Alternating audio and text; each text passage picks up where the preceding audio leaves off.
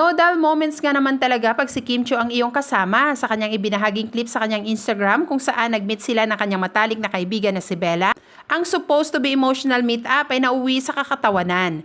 Pinost ni Kim Chiu ang clip na ito na kanyang pinagpapasalamat na ayon sa kanya sa wakas nagamit na niya ang awitin ni Jed Madela na karaniwang pinapatugtog ng mga magjowang nagkikita after their LDR. Ayon sa caption ni Kim, sinundo umano siya ni Bella sa train station. After ng kanilang ASAP show in Milan, tumungo nga ng Switzerland si Kim at sinundo siya ni Bella sa train station. Sa sabik ng dalawa sa kanilang muling pagkikita, nabitawan ni Kim Chiu ang kanyang luggage at tuloy-tuloy itong gumulong. Nalito tuloy si Kim kung itutuloy ba ang pagyakap o hahabulin ang luggage. 24 hours na nagstay at magkakasama sila Kim Chiu at Bella sa Switzerland.